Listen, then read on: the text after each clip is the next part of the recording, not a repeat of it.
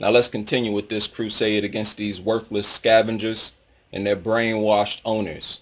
Now I'm 41 years old. During my childhood, there was this classic movie of the late 1980s. Came out around 1988, I believe. But it was a classic all the way through the mid 1990s. Those of you around my age might remember this movie, titled They Live, with Rowdy Roddy Piper and Keith David. The plot was the planet was invaded by aliens who looked no different from any other human being until you put these special sunglasses on. These special glasses would reveal the aliens' true appearance. Now in reality, in this world, those aliens are dog lovers. They're like zombies from outer space. And there's a classic scene in that movie, a fight scene, where Rowdy Piper told Keith David to put the glasses on. David refused, and Piper threatened to beat him up if he didn't. So they start beating the hell out of each other. A couple times Keith would get the upper hand and he would try to walk away, but Piper would not give up. He'd chase him down and continue fighting. Now Piper eventually gets the glasses on him. He had to actually put the glasses on his face. And David could now see the aliens. And that's basically what it would take to get these dog lovers to see the backwardness of their own behavior. The people who owned a pair of these glasses were referred to as people who can see. The same description applies to people today who see this dog worship culture for what it truly is. Primitive backwardness that pollutes our environment, our water, and endangers the entire population. And these people insist on forcing their hazardous, disgusting dogs onto the entire population.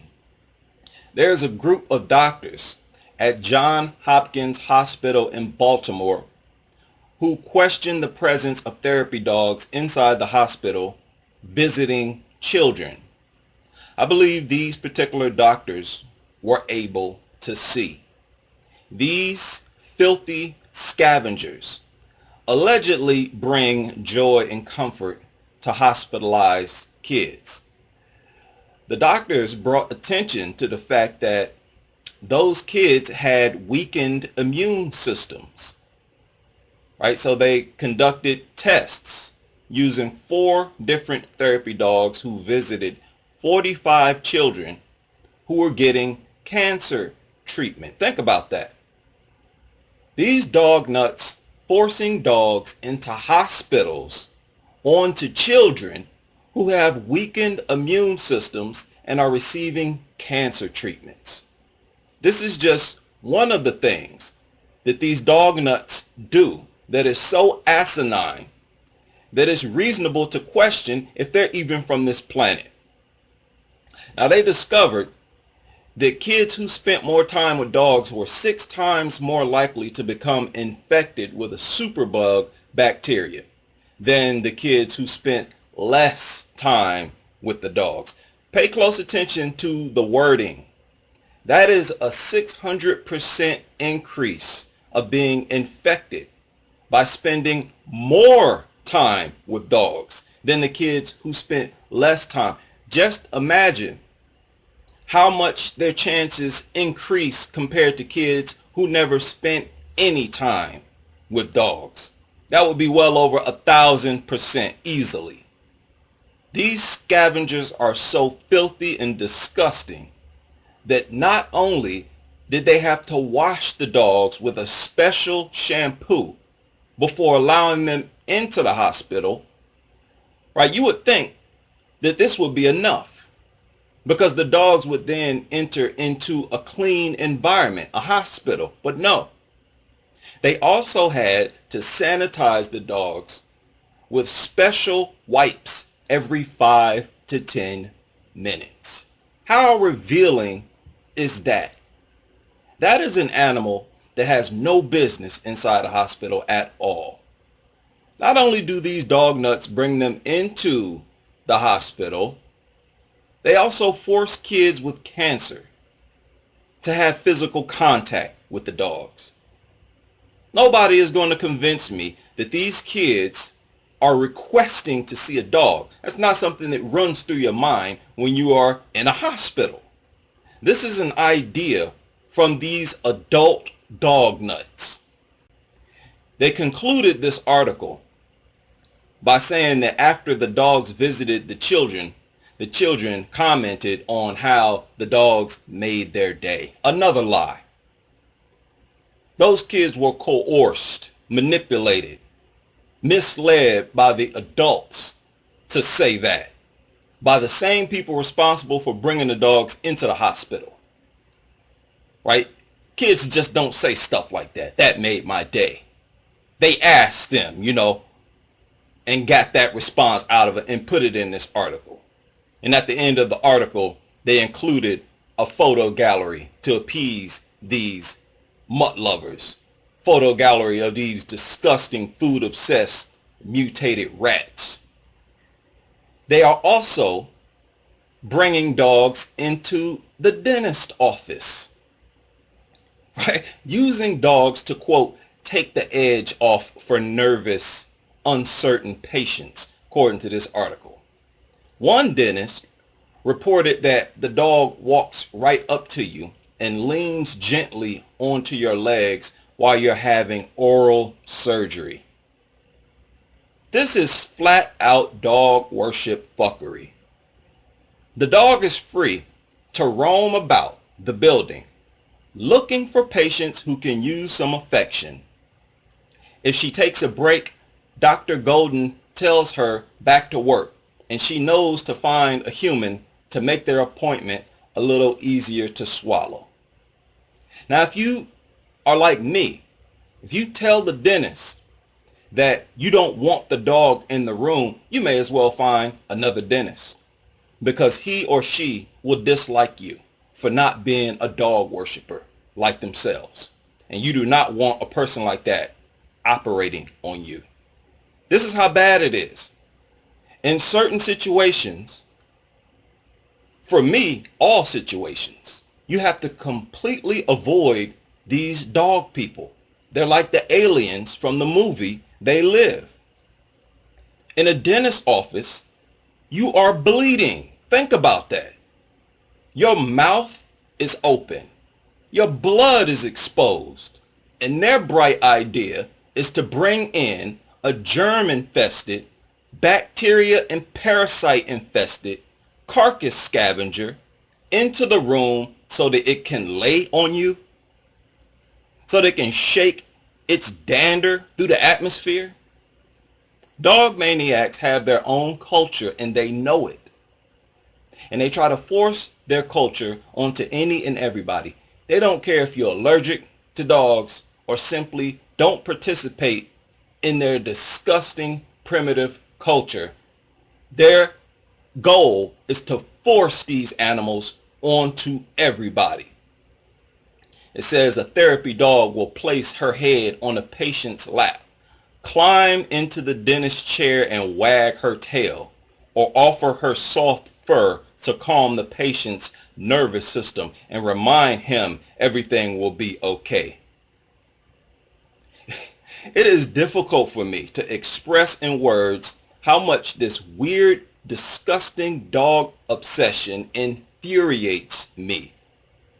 In every human setting possible, they want to include these repugnant scavengers, as if they get cheap thrills out of seeing dogs roam off leash in your presence so that they can violate your personal space, pounce on you, crawl on you, and lick on you.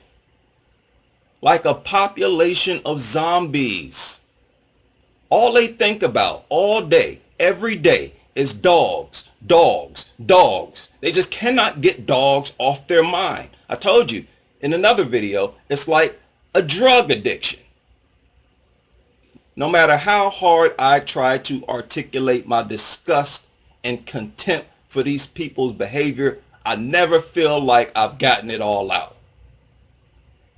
Now they're also bringing these scavengers into schools, claiming that therapy dogs have been called miracle workers because of their calming effect on students and teachers. Listen to this madness.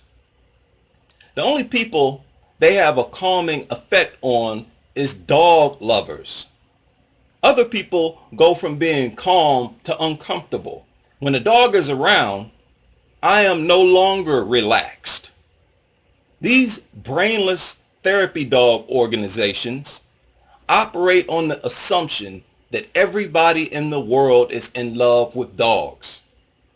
Aliens, disgusting weirdos. On therapydogs.com, they have a list of alleged benefits of dogs in classrooms. Listen to this madness. Physical benefits. Interaction with therapy dogs has been shown to reduce blood pressure, provide physical stimulation, and assist with pain management. Physical stimulation? That is some true dog wacko shit.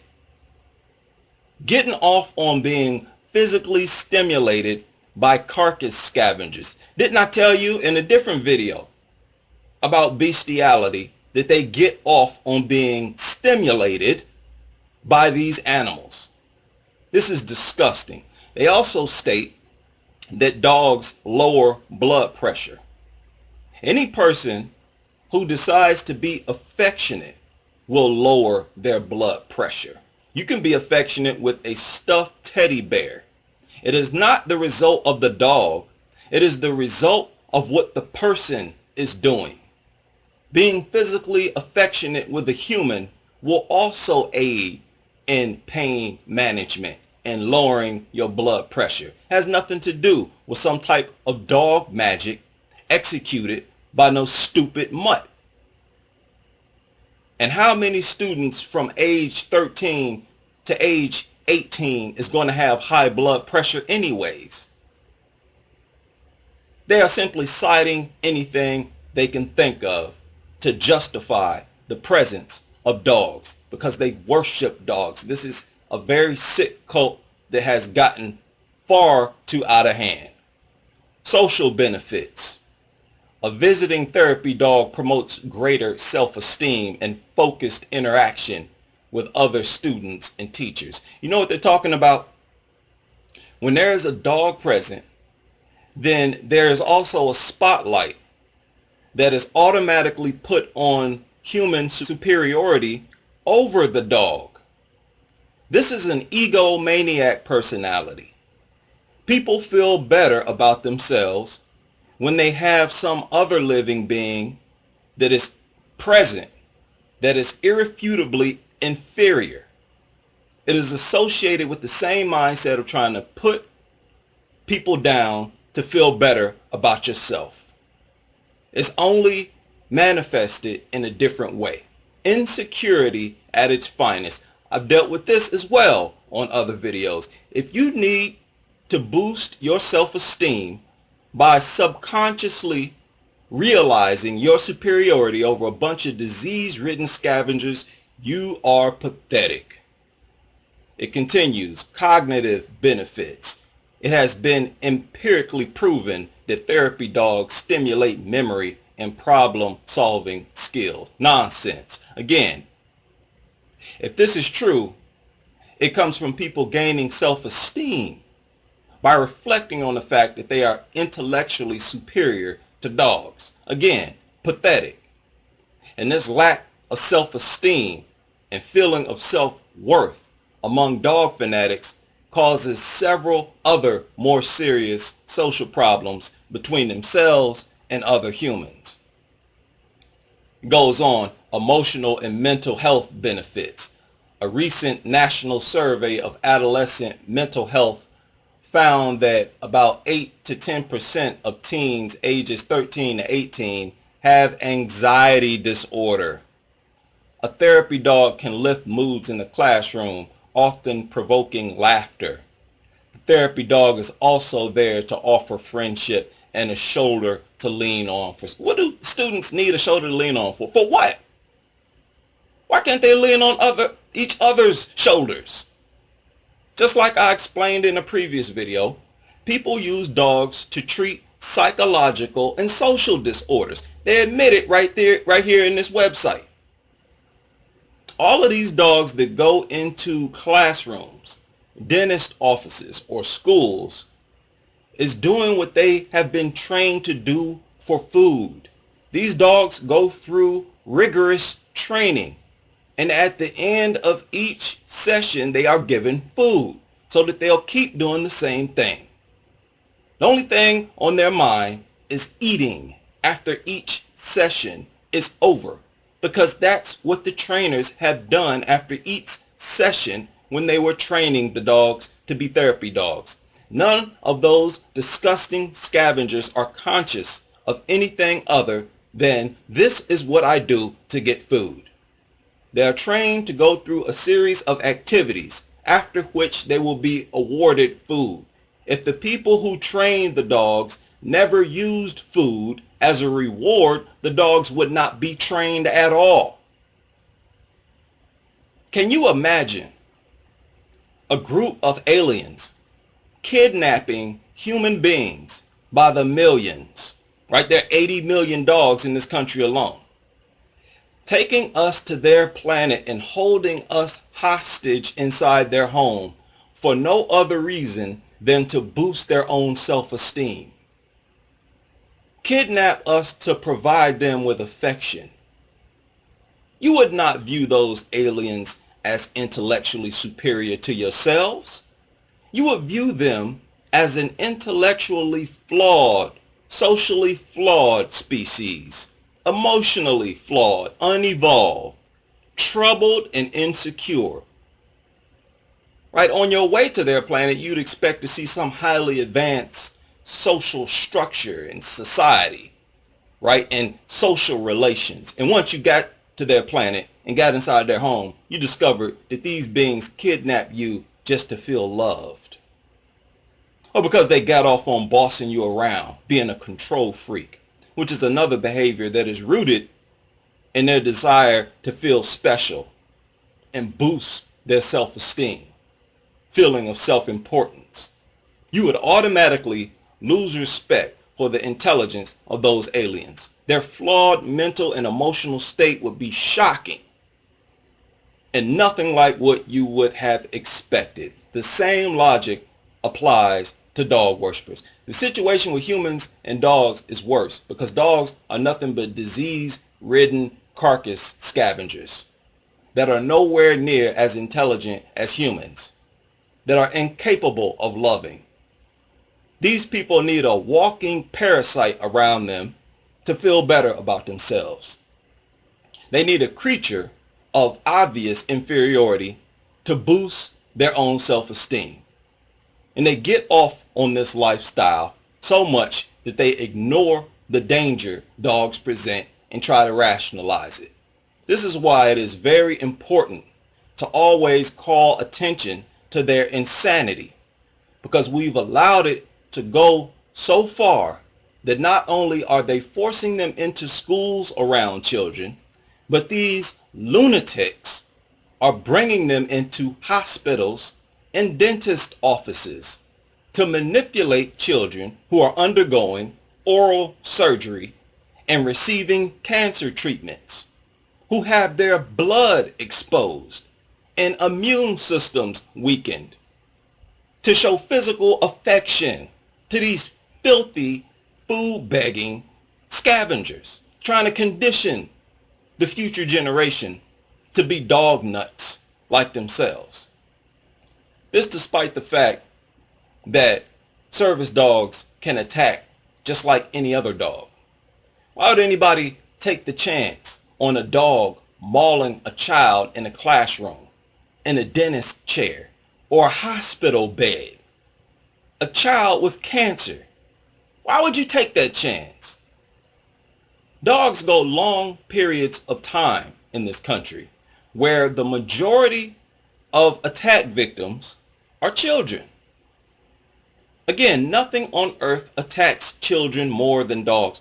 What type of disgusting, pathetic excuse for a human would take such a chance? Simply to deceive those children, to base their feeling of self-worth on the presence of a worthless scavenger. They do not love you. But why would you even care if such a worthless creature loved you anyways? Even though during the whole time those dogs are going through the routine of visiting those kids, the only thing on the dog's mind is food. It is an entire process of deception and manipulation of the kids. Ridiculous. You have a disease-ridden, disease-prone, unpredictable, aggressive, unstable, stupid-ass, stinking carcass scavenger, a creature that is several layers beneath human beings that do not even deserve to exist in our society. They need to live in a heavily isolated area of the earth where they can be the carcass vacuum cleaners of the world that they're designed to be. And if they can't stay in their own territory, leave us the hell alone. Leave our kids alone. If they make a habit of migrating back into our territory, then a filthy, dangerous scavenger like that would deserve to be exterminated. And for the record, that is exactly what dogs would do if we tried to run them out of human territory. That is exactly what they do right now in many other countries. And those governments have to exterminate dogs. No other animal attacks humans more. No other animal disfigures humans and kids more. No other animal stalks human territories more than dogs. And it would be even worse if we set them loose in the wild where they belong. They will never leave us alone. Of all animals on this planet, dogs are our number one enemy. And they are the only animals on this planet that deserve to be completely exterminated.